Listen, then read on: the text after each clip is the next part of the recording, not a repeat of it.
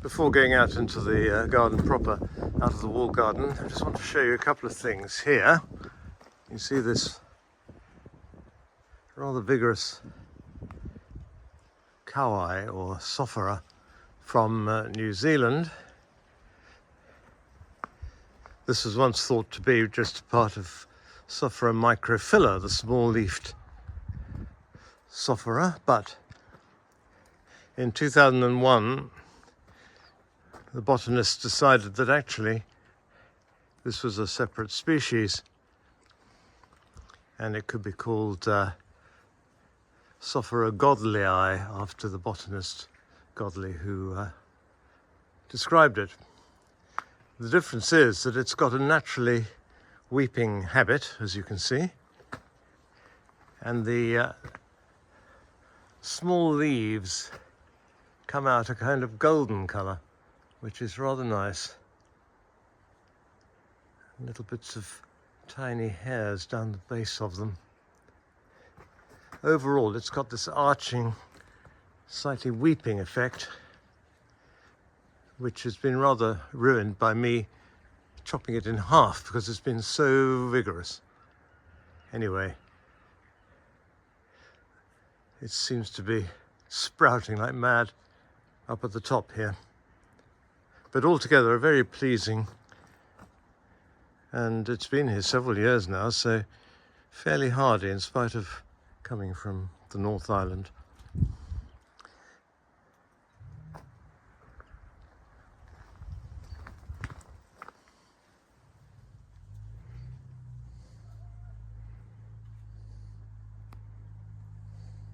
Now, working its way through the sophora is this very vigorous, scrambling sort of climber come shrub with these wonderful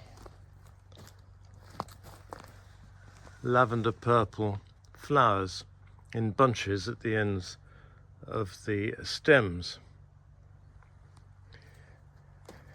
It's been flowering now for, I would say, 3-4 months. It's really good value. It's up against the south wall, and it is slightly tender, but here it's been extremely happy for 15-20 years maybe. Occasionally one has to be a little bit brutal and chop off a few branches, but otherwise there it is, just doing its stuff, and it's weaved its way in to the sophora, as you can see. It's sharing the wall with this extremely vigorous passion flower, which goes on flowering now until the frost with the sweetly scented flowers. This is Constance Elliot, a white form of the very vigorous Camellia passion flower. And this is Cestrum Cretan purple, even though it's got nothing to do with Crete.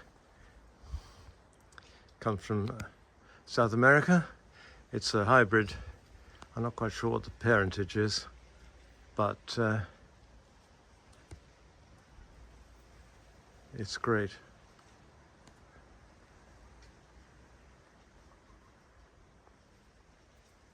Right, Bertie.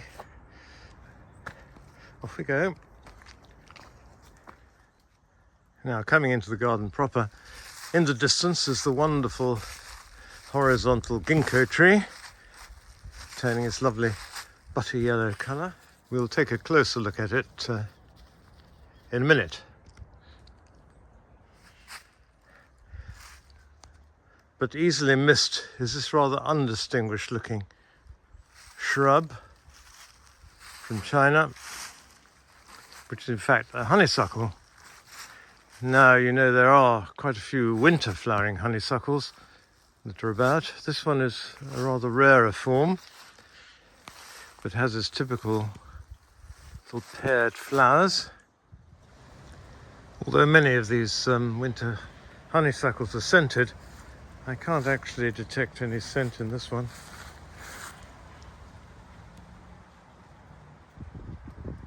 This is Lonicera elysii.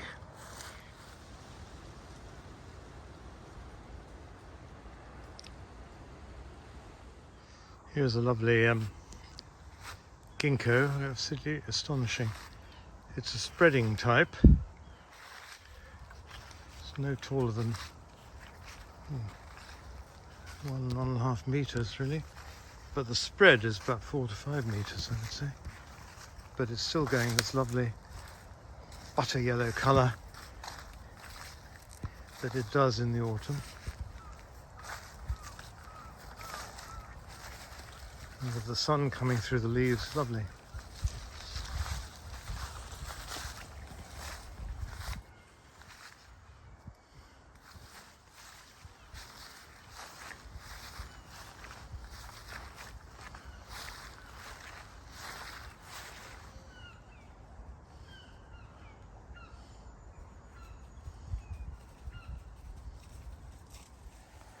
Now, coming around the bend in this rather secluded part of the garden, we come past this lovely Correa. This one is peachy cream, but it could well be Marion's Marvel. It's a beautiful and quite vigorous shrub. It's been here for years and flowers right the way through the winter and into March. I often cut a branch for the March spring show here locally. Lovely thing.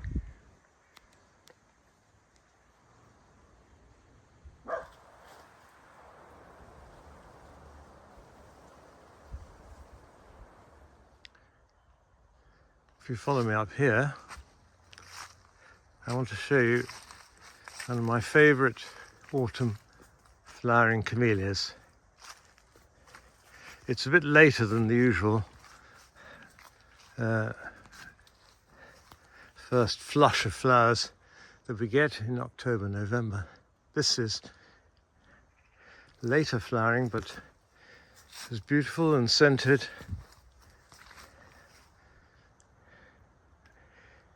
And it's been here, 20 years then, I would say. It's suddenly grown quite large. You see it carries on down there. Beautiful. I love these flowers. Let's have a look at one.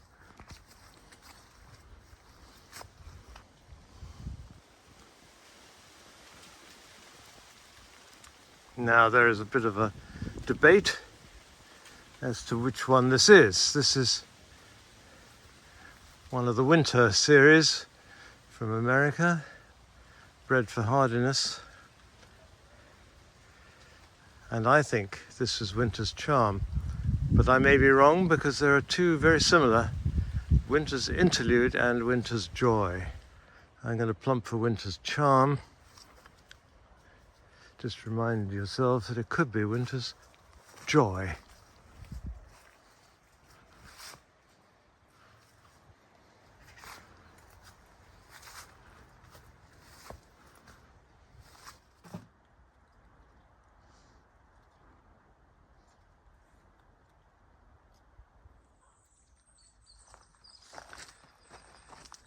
I want to show you this fantastic Photinia, which is absolutely covered in its red berries.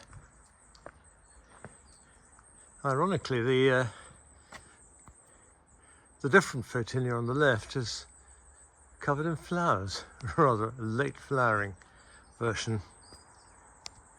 But this is a tremendous plant. I'll tell you a bit about it. Let's just get up a bit closer. Look at all those berries. This I must have planted at least 30 years ago, if not more. And I bought it as a thing called Photinia prionophila. But looking closely, it is actually most likely Photinia glomerata. Now, for years, and especially in the West Country here in England, It was in gardens as Photinia prionophylla. And it's now, because it's considered a glomerator type, it's called Photinia glomerator brackets Photinia prionophylla of gardens, because there's still lots of specimens labelled with the old name in gardens that I've noticed in Cornwall and so on. Now, a characteristic of this particular plant is that all the young growth here is very, very spiny. As you can see, the new growth is a lovely colour as well. That's for the spring, really, mainly. But you see how spiny these leaves are. And yet, when the branches mature, like this one I can easily access,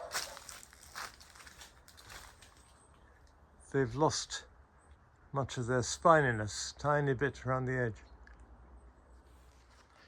It is a lovely thing, smothered with its berries in the autumn and winter.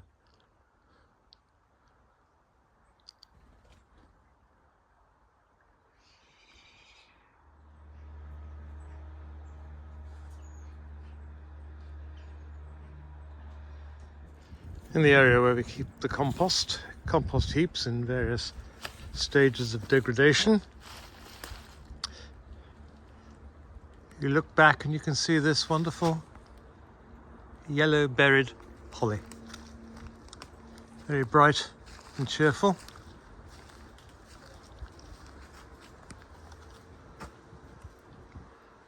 A jolly holly.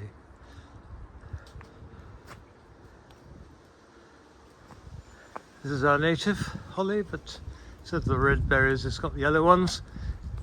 And I don't think the birds are nearly so keen. This is called Ilex equifolium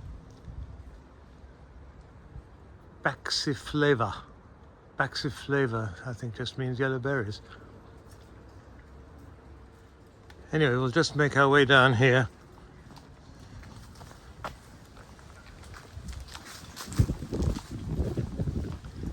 See the fantastic Miscanthus cosmopolitan, and come along here past the Correa bush.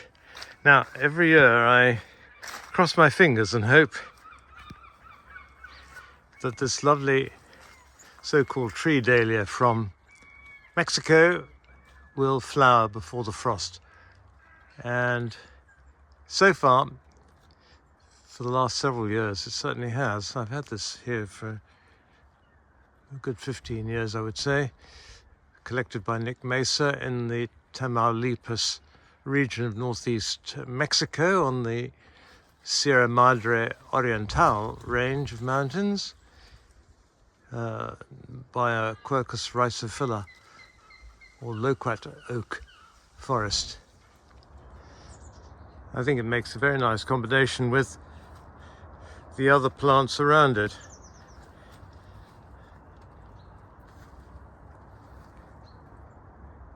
The hydrangea and the narine.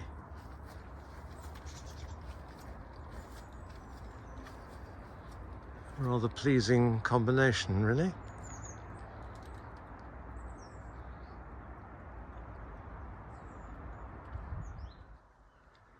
It may only last for a week or two before the frost gets it, but I always think it's worth the wait. Such a lovely looking thing.